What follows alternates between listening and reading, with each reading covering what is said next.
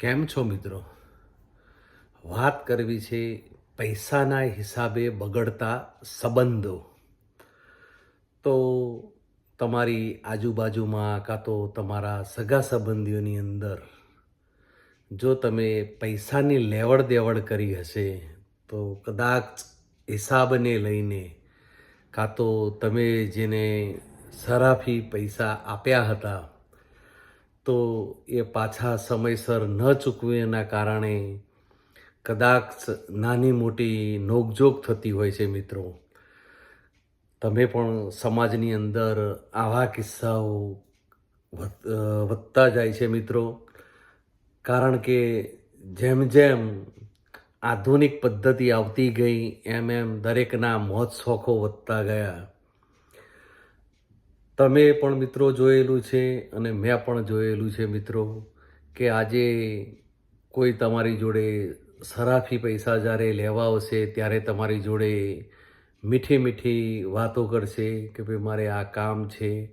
કદાચ કોઈને દવાખાનાનો કોઈ પ્રશ્ન થયો હોય કાં તો કોઈને ધંધામાં કોઈએ નુકસાન કર્યું હોય. આવા અનેક કારણો છે મિત્રો કે જે તમારી પાસે પૈસા લેવા માટે આવતા હોય છે. તમે આપો છો એ પણ સારું કામ છે, કારણ કે પૈસો કંઈ ભગવાન નથી પણ ભગવાનથી ઓછો પણ નથી મિત્રો. તમે તમારી મહેનત સૂઝબૂઝ આવડતથી 5-25 પૈસા કમાયા હો અને તમે સેવિંગ કરેલું હોય તો તમે કોઈકની મદદ કરી શકો છો. કારણ કે તમારે ધંધો હોય તો એની અંદર સખત પરિશ્રમ કર્યા પછી તમારી જોડે 5-25 હજાર બચ્યા હોય તો કાં તો તમે તમારા મિત્રોને કાં તો તમારા કોઈ સગા સંબંધીને તો જ તમે હેલ્પ કરી શકવાના છો. પણ મિત્રો, જ્યારે કોઈ પણ વ્યક્તિ તમારી જોડે પૈસા લેવા માટે આવે છે ત્યારે મેં મારા આગળના વિડીયોમાં પણ કહ્યું હતું કે મહિનો 6 મહિના કાં તો 12 મહિના માટે લઈ જતા હોય છે, પણ સમયસર પૈસાની ચૂકવણી નથી કરી શકતા મિત્રો. કદાચ એના હિસાબે પણ ઘણી વખત સંબંધો બગડતા હોય.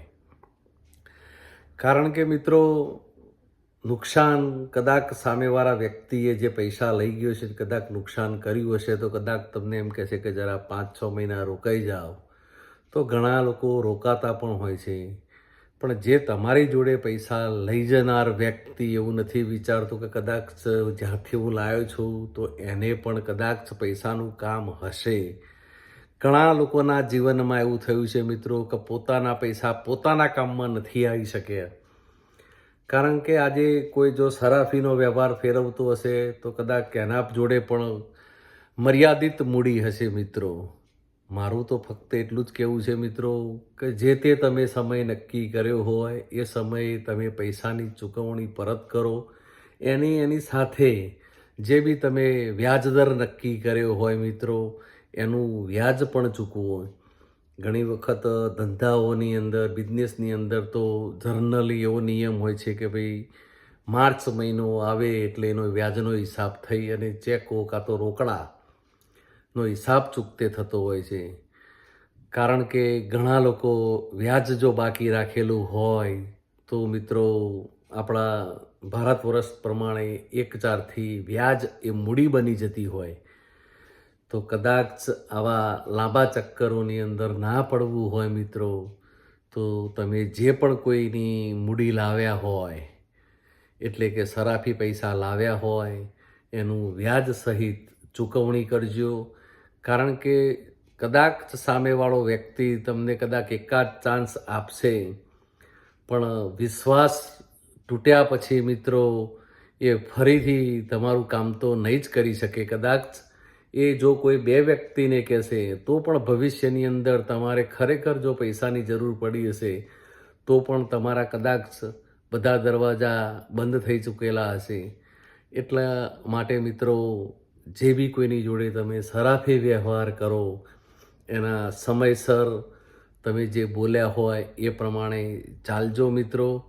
તો જીવનમાં તમારું કોઈ દિવસ કોઈ કામ અટકશે નહીં.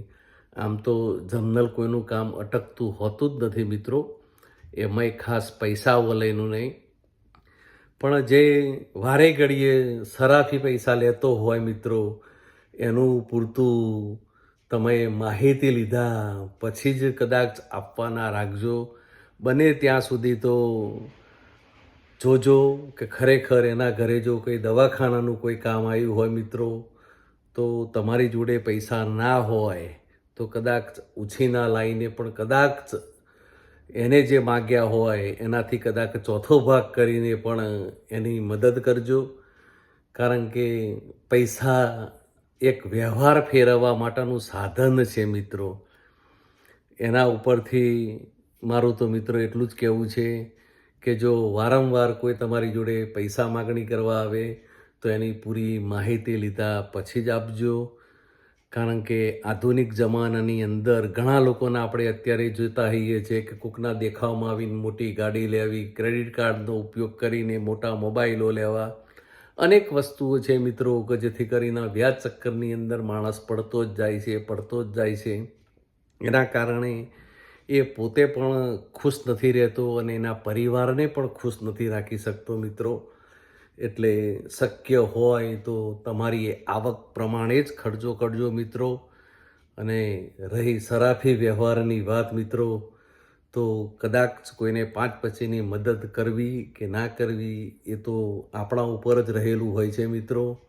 પણ જે બીને પૈસાનો વ્યવહાર કરો ધ્યાન રાખીને કરજો, જેથી કરીને તમારી મૂડીનું પાણી ના થાય, બીજી ભાષામાં તમારા પૈસા આપેલા પરત ના આવે ને ગાલખાત શબ્દનો ઉપયોગ ના કરવો પડે, એનું ધ્યાન રાખજો મિત્રો. Thank you. આભાર.